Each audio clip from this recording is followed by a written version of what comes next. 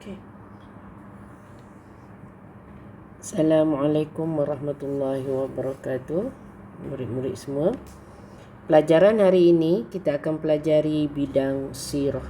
Kalau murid-murid lihat apa yang Ustazah highlightkan, bidang sirah, tepi tu ada ditulis bidang sirah. Sirah ialah tentang sejarah Rasulullah sallallahu alaihi wasallam. Okey, tajuknya hari ini ialah tentang riwayat hidup Nabi Muhammad sallallahu alaihi wasallam, iaitu Rasul yang terakhir. Kita akan perlu ketahui riwayat hidup Nabi Muhammad, peristiwa-peristiwa yang berlaku.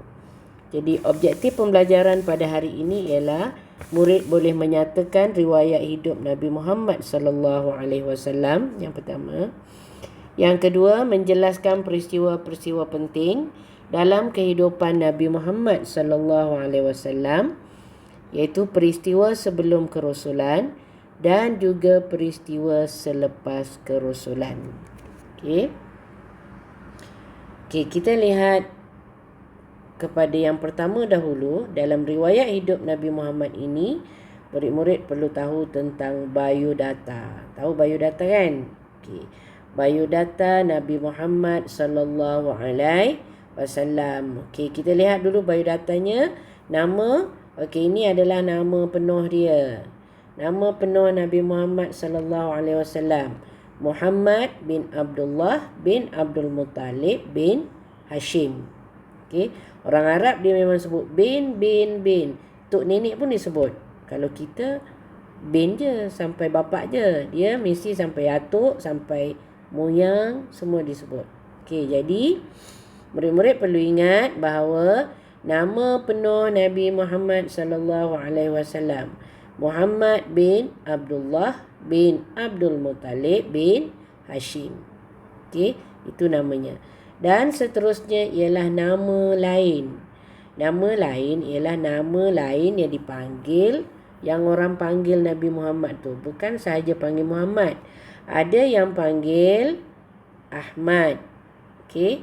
Ada yang panggil Al-Mahi. Ada yang panggil Al-Hashir. Ya, Al-Aqib. Okey. Nama-nama ini, semua nama-nama ini adalah disebut di dalam Al-Quran. Ini adalah nama-nama lain bagi Nabi Muhammad sallallahu alaihi wasallam. Allah sebut dalam Al-Quran. Okey, itu nama. Okey, mungkin murid-murid juga ada nama lain.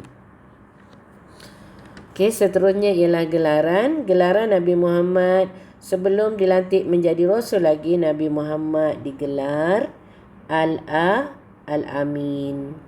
Kenapa Nabi Muhammad digelar Al-Amin? Apa maksud Al-Amin? Al-Amin maksudnya ialah jujur. Okey, Nabi Muhammad ialah seorang yang jujur dan amanah. Masyarakat Arab terkenal Nabi Muhammad adalah seorang yang jujur dengan amanah. Sebab itulah masyarakat Arab sebelum Nabi Muhammad dilantik menjadi Rasul lagi, dia telah menggelarkan Nabi Muhammad Al-Amin, iaitu seorang yang jujur dan juga amanah. Okey, itu gelaran dia.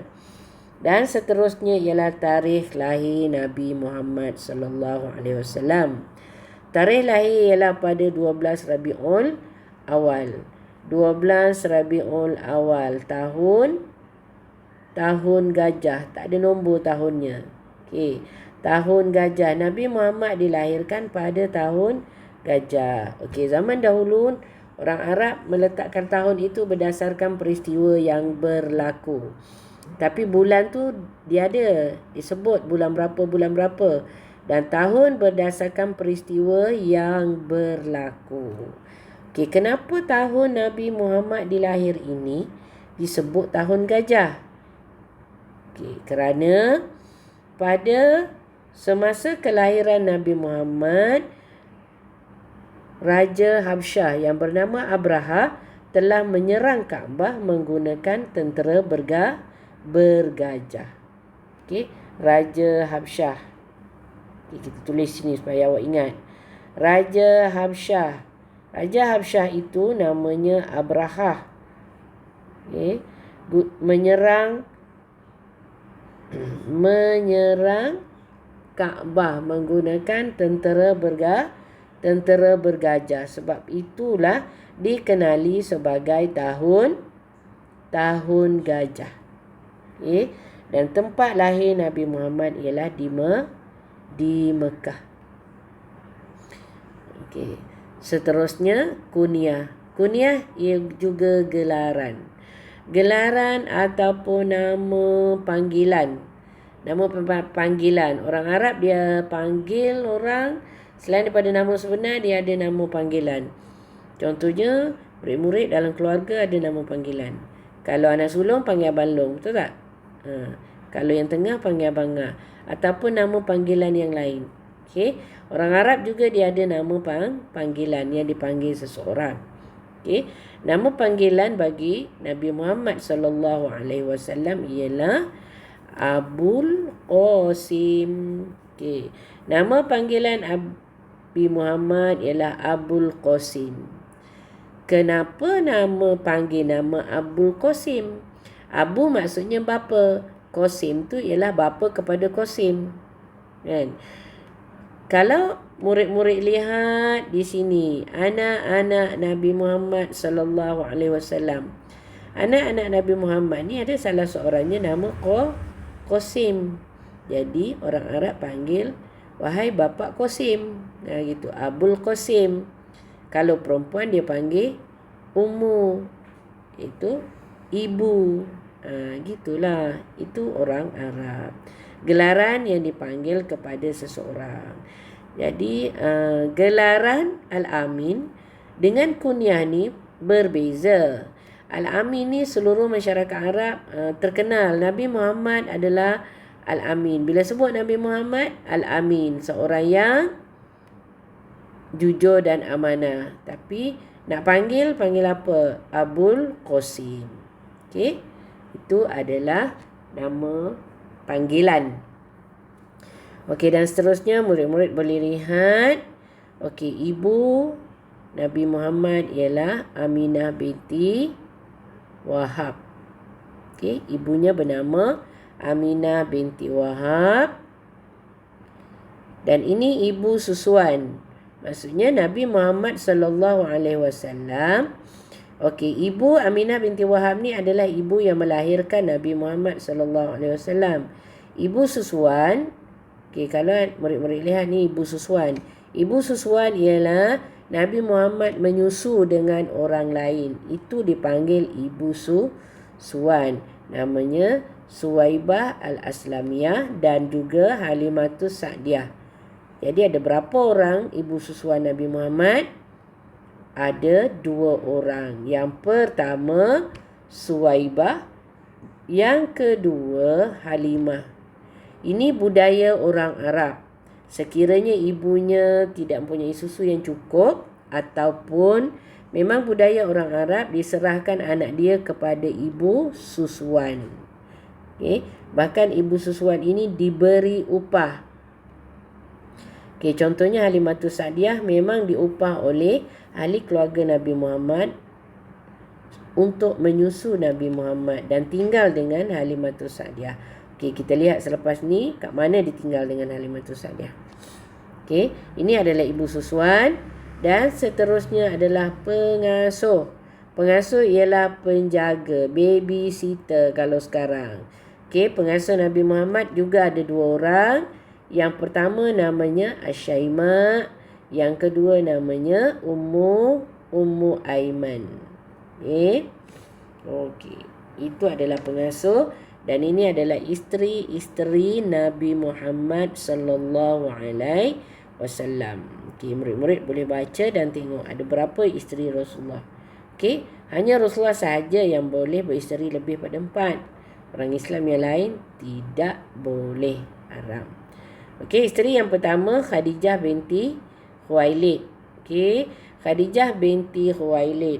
Selepas Khadijah binti Khuwailid meninggal, barulah Rasulullah kahwin dengan isteri-isterinya yang lain. Okey, isterinya ada Saudah binti Zam'ah, Aisyah binti Abu Bakar, Hafsah binti Umar, Zainab binti Khuzaimah, Juwairiyah binti Al-Haris, Zainab binti Jahshin, Ummu Salamah, Sofia, Ummu Habibah, Maimunah, Maria Al-Qibtiyah.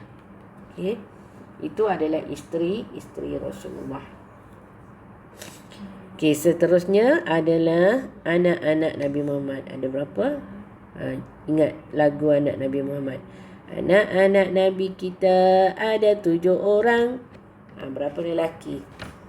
3 laki-laki, 4 perempuan. Yang pertama laki Al-Qasim. Yang kedua, yang lelaki pertama Al-Qasim. Yang kedua Abdullah. Yang ketiga Ibrahim. Yang keempat Zainab. Yang kelima Ruqyah. Yang keenam Ummu Kalsum. Dan yang ketujuh Fatimah, yang kita kenali sebagai Fatimah Az-Zahra. Okey, ini adalah anak-anak Nabi Muhammad sallallahu alaihi wasallam. Dan dalam riwayat hidup ini, tarikh dan tempat wafat. Apa maksud wafat? Wafat maksudnya meninggal dunia. Bila Rasulullah wafat? Rasulullah wafat pada tarikh 12 Rabiul Awal. 12 Rabiul Awal tahun 11 Hijrah. Kat mana? Di Madinah. Ini tempat wafat, Madinah. Kalau tempat lahir tadi kat mana? Rasulullah lahir di Mekah. Okey, ni lahir di Mekah. 12 Rabiul Awal juga lahir. Tahun gajah. Okey, ini adalah tentang riwayat hidup Nabi Muhammad sallallahu alaihi wasallam ataupun biodata Nabi Muhammad sallallahu alaihi wasallam. Okey, seterusnya kita lihat kepada salasilah keturunan Nabi Muhammad sallallahu alaihi wasallam. Okey, lihat salasilah keturunan Nabi Muhammad sallallahu alaihi wasallam di sebelah ibu dan juga di sebelah bapa. Okey, kalau kita lihat di sebelah bapa Abdullah. Ini Nabi Muhammad, Abdullah. Ini sebelah ibu dia Aminah. Okey, sebelah bapa Abdullah, ibu dia Aminah. Silsilahnya Abdullah, bapa kepada Abdullah ialah Abdul Muttalib. Okey, bapa kepada Abdul Muttalib ialah Hashim. Bapa kepada Hashim ialah Abdul Manaf. Bapa kepada Abdul Manaf ialah Qusay. Bapa kepada Qusay ialah Kilab. Bacanya, bukan kulab. Okey, bacanya saya tulis rumi. Kilab. Nanti awak tak baca pula, dia baca kulab. Nama dia Kilab. Okey, kalau kita lihat di sebelah ibu, ibu Nabi Muhammad ialah Aminah. Aminah binti Wahab. Okey, bapa kepada Aminah tu namanya Wahab. Bapa kepada Wahab ialah Abdul Manaf. Bapa kepada Abdul Manaf ialah Zuhrah. Bapa Zuhrah ialah Kilab. Balik semula kepada Kilab, orang yang sama. Jadi salasilah keturunan sebelah bapa dan sebelah ibu bertemu pada Kilab. Okey, bertemu pada datuknya yang bernama Kilab. Maksudnya Nabi Muhammad sallallahu alaihi wasallam, salasilah keturunan ibu dan bapanya adalah dari salasilah keturunan yang sama, bangsa yang sama, iaitu orang Quraisy.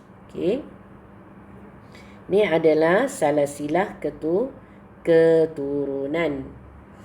Okey, seterusnya kita lihat sifat fizikal Nabi Muhammad. Okey, di sini lihat sifat fizikal Nabi Muhammad sallallahu alaihi wasallam. Rasulullah mempunyai rupa paras yang tampan. Tampan tu apa maksud dia? Handsome lah, kan? Cantik, tampan. Tingginya sederhana, tinggi. Okey, lihat. Nabi Muhammad sederhana, tinggi. Tak adalah tinggi sangat, tak adalah rendah sangat. Okey, sederhana, tinggi. Berbadan tegap. Okey. Rambut baginda macam mana? Ikal mayang, bukannya lurus. Rambut Nabi Muhammad ikal mayang. Dan sentiasa kelihatan berminyak rambut Nabi Muhammad. Maksudnya rambut Nabi Muhammad tidak kusut masai, sentiasa berminyak dan sentiasa disikat. Jadi ikut sunnah Rasulullah sallallahu alaihi wasallam, kena sikat rambut, bagi cantik-cantik, bagi handsome, pakai minyak, pakai pomade gitu. Kan?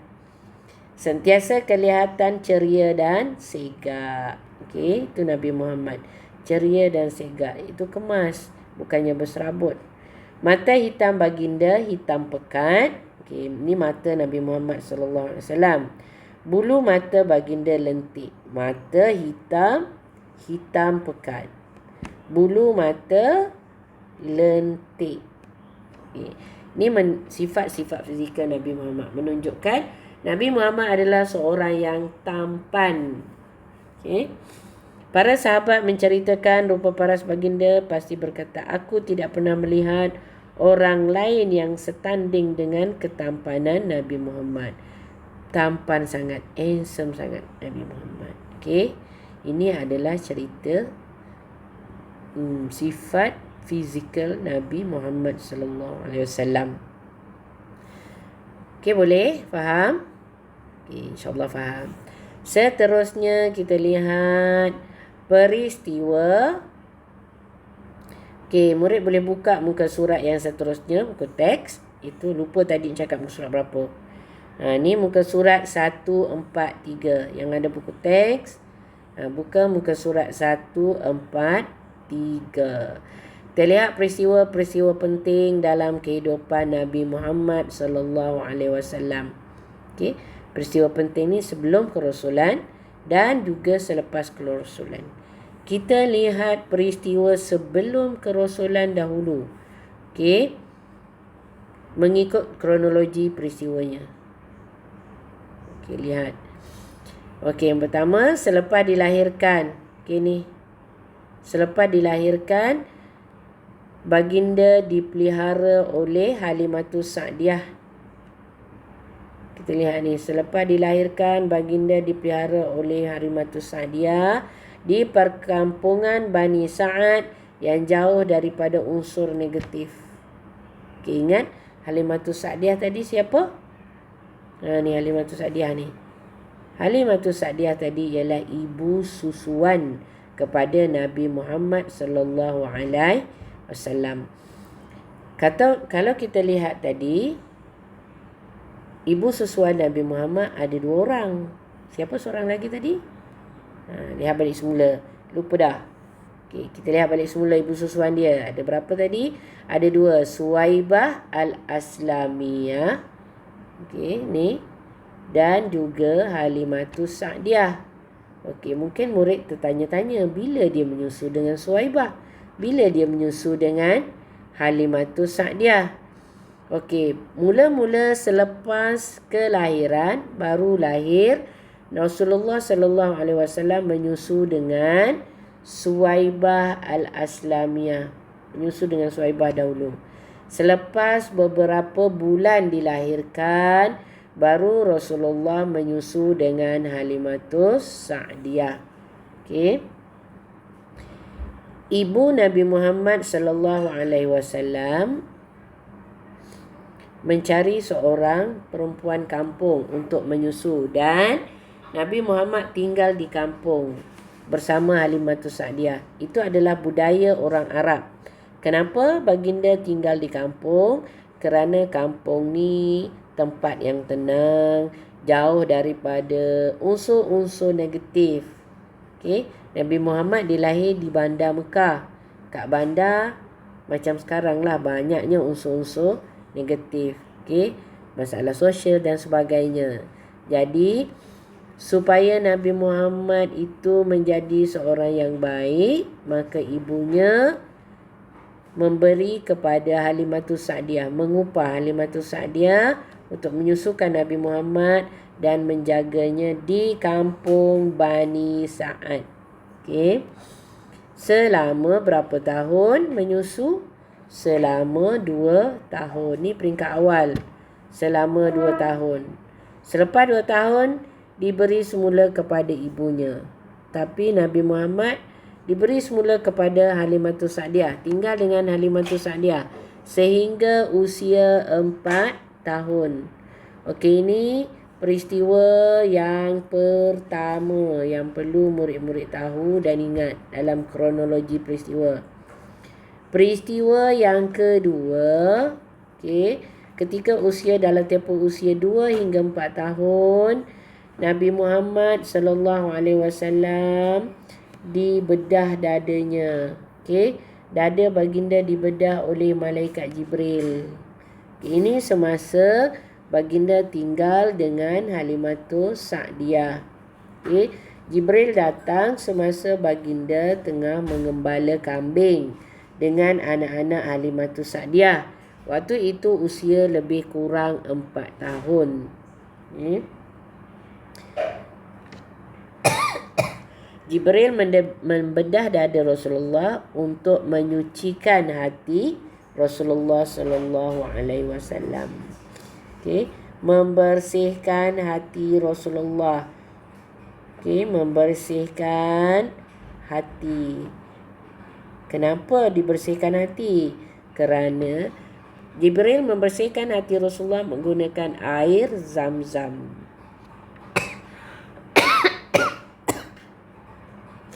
Kerana kita tahu Rasul adalah maksum, tidak berdosa, hatinya bersih. Okey.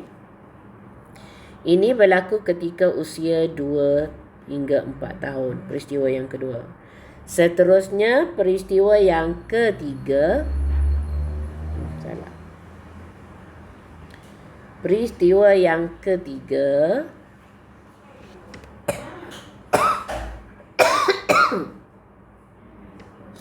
ketika usia 4 hingga 6 tahun, Nabi Muhammad sallallahu alaihi wasallam tinggal bersama-sama dengan ibu baginda. Maksudnya, Halimatus Sa'diyah telah menyerahkan Nabi Muhammad kembali kepada ibunya. Siapa ibunya tadi? Aminah binti Wahab. Kan? Ketika berumur 6 tahun, baginda dibawa melawat kubur bapa baginda di Madinah. Okey. Sebagaimana yang kita ketahui, bapa Nabi Muhammad sallallahu alaihi wasallam telah meninggal dunia sebelum Nabi Muhammad dilahirkan. Ketika masih dalam kandungan ibu, bapa Nabi Muhammad telah meninggal dunia di Madinah. Jadi semasa tinggal dengan ibunya, semasa umur 6 tahun, Nabi Muhammad dibawa ke Madinah untuk menziarah kubur bapanya. Okey. Dan ibu Nabi Muhammad dalam perjalanan pulang ke Mekah, ibu Nabi Muhammad jatuh sakit dan meninggal di dalam perjalanan di sebuah kampung bernama Abwa. Abwa nama kampung. Okey. Cikgu tulislah Rumi kat sini. Senang awak nak sebut. Abwa. Ini nama kampungnya, Abwa. Okey, jadi ketika berusia 6 tahun, ibunya telah meninggal dunia. Jadi Nabi Muhammad yatim piatu. Dan seterusnya selepas ibunya meninggal dunia, yang keempat kronologinya, Nabi Muhammad dipelihara oleh datuk baginda. Nabi Muhammad tinggal dengan datuk. Siapa nama datuknya? Iaitu Abdul Muttalib. Datuk baginda bernama Abdul Muttalib. Sehinggalah datuk baginda meninggal dunia. Datuk baginda meninggal dunia ketika usia Nabi Muhammad 8 tahun. Okay. Selepas itu Nabi Muhammad tinggal pula bersama bapa saudaranya. Okay. Ketika usia 8 tahun, datuk meninggal dunia pula dan tinggal dengan bapa saudara. Bapa saudara baginda namanya Abu Talib. Okey, ingat jangan tertukar. Datuk Abdul Muttalib, bapa saudara Abu Talib. Okey. Okey, seterusnya kronologi yang keempat, yang kelima bukan yang keempat. Yang kelima, apa peristiwanya? Ketika berusia 12 tahun. Okey, ingat. Tinggal dengan Abu Talib bermula usia 8 tahun. Ketika usia 12 tahun, Nabi Muhammad sallallahu alaihi wasallam telah mengikut Abu Talib ke Syam. Okey, Abu Talib berniaga pergi ke Syam. Okey, dia bawa Nabi Muhammad sallallahu alaihi wasallam. Di pertengahan jalan, Abu Talib mendapat nasihat daripada seorang rahib namanya Buhaira. Okey, rahib ni adalah ulama Yahudi yang bernama Buhaira ketika di bandar Busra. Okey, belum sampai Syam. Sempadan dengan Syam tu, Abu Talib dengan rombongannya berhenti di Busra. Di situ ada seorang rahib. Rahib ni ulama Yahudi yang namanya apa tadi? Namanya Buhaira ni. Okey, Buhaira. Okey, Buhaira lihat Nabi Muhammad sallallahu alaihi wasallam, dan pada diri Nabi Muhammad sallallahu alaihi wasallam ada tanda-tanda kenabian. Buhaira mengetahui kerana dia membaca kitab Taurat. Dalam kitab Taurat telah disebut tanda-tanda kenabian Nabi Muhammad sallallahu alaihi wasallam. Jadi bila Buhaira lihat pada diri Nabi Muhammad ada tanda-tanda kenabian, maka Buhaira menasihatkan Abu Talib supaya membawa pulang Nabi Muhammad sallallahu alaihi wasallam ke Mekah. Kenapa perlu bawa pulang? Kerana bimbang dibunuh oleh orang Yahudi. Di Syam tu ramai orang Yahudi, dan kita tahu orang Yahudi tidak mahu Nabi Muhammad menjadi rasul. Mereka akan membunuhnya. Okay. Kerana ada tanda-tanda kenabian, maka dinasihatkan supaya bawa balik. Maka Abu Talib membawa balik Nabi Muhammad sallallahu alaihi wasallam. Pada waktu ini tidak diteruskan perjalanan pergi ke Syam. Okay. Seterusnya kita lihat pula ketika berusia 20 tahun. Ini dah dewasa. Ketika berusia 20 tahun, baginda Nabi Muhammad sallallahu alaihi wasallam bersama bapa saudaranya. Siapa? Bapa saudaranya adalah Abu Talib tadi, menyaksikan satu peristiwa, nama dia Hilful Fudul. Apa peristiwa itu? Peristiwa itu ialah perjanjian untuk membela orang yang teraniaya dalam perniagaan. Okay. Jadi Nabi Muhammad dengan bapa saudaranya melihat peristiwa perjanjian itu. Okay. Peristiwa itu nama Hilful Fudul. Okay. Ketika usia 20 tahun juga, kerja Nabi Muhammad ialah mengembala kambing. Okay. Dengan siapa? Dengan saudara susuannya. Saudara susuan Nabi Muhammad ni ialah anak-anak kepada siapa? Tadi ibu susuan dia siapa nama? Anak-anak Halimah As-Sa'diyah. Halimatus Sa'diyah. Kan? Okay. Itu saudara susuan dia. Di perkampungan Bani Sa'ad. Ini kampung Halimatus Sa'diyah lah. Semasa Nabi Muhammad kecil, Nabi Muhammad duduk sini. Jadi dia pergi sana untuk bekerja sebagai pengembala kambing. Okey. Okey, daripada peristiwa-peristiwa ini, okey, yang pertama selepas kelahiran terlihat, yang kedua baginda dibedah dadanya, Yang ketiga, kita lihat Nabi Muhammad tinggal dengan ibu, lepas tu ibu meninggal. Yang keempat, kita lihat iaitu selepas ibu meninggal, tinggal dengan datuk. Okey. Lepas tu datuk pula meninggal. Lepas datuk meninggal, tinggal dengan bapa saudara. Selepas tinggal dengan bapa saudara, Nabi Muhammad telah bekerja. Pekerjaannya ialah mengembala kambing. Okey. Kita lihat daripada peristiwa ini, lihat iktibar. Iktibar ialah pengajaran daripada peristiwa ini. Pengajarannya, Allah mendidik Nabi Muhammad sallallahu alaihi wasallam dengan kehidupan yang mencabar sebagai persediaan untuk dilantik menjadi rasul. Okey, ini adalah peristiwa-peristiwa sebelum kerasulan. Okey, boleh? Dan kita lihat sedikit satu lagi peristiwa sebelum kerasulan. Okey, sebelum kerasulan kita habiskan sikit je lagi. Okey, Nabi Muhammad bila dewasa, okey, pekerjaan dia yang lain ialah berdagang atau berniaga ke Syam. Ini ketika berusia 25 tahun. Nabi Muhammad sallallahu alaihi wasallam berkecimpung dalam perniagaan di luar kota Mekah. Okey, baginda berniaga dengan Sayyidatina Khadijah.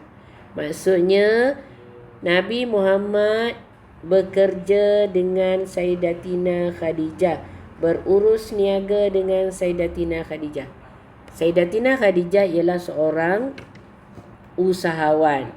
Jadi Nabi Muhammad membawa barang dagangan Sayyidatina Khadijah ke Syam. Okey. Membawa barang dagangan Sayyidatina Khadijah ke Syam, dibantu oleh Maisarah. Okey. Nabi Muhammad menjalankan perniagaan dengan jujur dan amanah. Dan Nabi Muhammad membawa pulang keuntungan yang lumayan berkat ketekunan dan kemahiran baginda. Jadi di sini Nabi Muhammad berniaga, barang dagangan itu ialah barang dagangan Khadijah. Dan kita lihat apa iktibarnya. Iktibar ataupun pengajarannya. Yang pertama, Nabi Muhammad adalah seorang yang amanah. Yang kedua, dia mempunyai kerjaya, iaitu dia seorang berniaga, dia peniaga. Yang ketiga, mendapat kepercayaan masyarakat kerana dia seorang yang jujur. Yang keempat, menjalankan kerja dengan mahir dan bijaksana. Inilah iktibar ataupun pengajaran yang patut kita contohi, okey, daripada peristiwa ni. Okey, seterusnya ketika usia 25 tahun juga, tadi dalam usia 25 tahun. Dan dalam usia 25 tahun ini juga Nabi Muhammad sallallahu alaihi wasallam telah berkahwin dengan Sayyidatina Khadijah. Tadi usahawan perempuan tadi yang Nabi Muhammad bekerja dengan dia. Okey, telah berkahwin dengan Sayyidatina Khadijah. Ceritanya bila kembali daripada Syam, selepas berniaga di Syam, Sayyidatina Khadijah mengambil keputusan untuk berkahwin kerana Nabi Muhammad ini adalah seorang yang berakhlak mulia. Siapa cerita kat Sayyidatina Khadijah? Yang cerita ialah Maisarah yang bekerja, yang membantu Nabi Muhammad tadi. Lalu Sayyidatina Khadijah menghantar salah seorang kawan rapatnya. Siapa kawan rapat dia? Nafisah binti Munabbih, untuk menyatakan hasrat tersebut kepada Nabi Muhammad sallallahu alaihi wasallam. Dan akhirnya Nabi Muhammad berkahwin dengan Sayyidatina Khadijah. Dan hasil perkahwinan itu dikurniakan 6 orang anak. Okey. Okey, tadi kita lihat Nabi Muhammad ada 7. Mana lagi 1? Kan? Seorang lagi anak Nabi Muhammad, iaitu yang bernama Ibrahim. Kalau lihat kat sini, dia adalah hasil perkongsian hidup, hasil perkahwinan dengan Maria Al-Qibtiyah. Jadi, anak dengan Khadijah ada 6, anak dengan Maria ada 1. Jadi 7. Isteri-isteri lain tidak ada anak. Dan yang terakhir sekali kita lihat iktibar ataupun pengajaran daripada peristiwa ini. Okey. Ataupun kita lihat akhlak mulia Nabi Muhammad sallallahu alaihi wasallam yang menarik perhatian Sayyidatina Khadijah. Apa akhlak yang menarik perhatiannya? Yang pertama iaitu Nabi Muhammad seorang yang jujur. Yang kedua, Nabi Muhammad orang yang menghormati keluarga. Yang ketiga, Nabi Muhammad sentiasa menjaga adab dan batas pergaulan dengan masyarakat, dengan lelaki, dengan perempuan. Ini yang menarik minat ataupun menarik perhatian Sayyidatina Khadijah. Okey, jadi untuk hari ini setakat ini dulu kita lihat peristiwa-peristiwa sebelum kerasulan Nabi Muhammad sallallahu alaihi wasallam. Okey, selepas ini Ustazah akan bagi soalan latihan untuk murid-murid jawab. Sekian, terima kasih.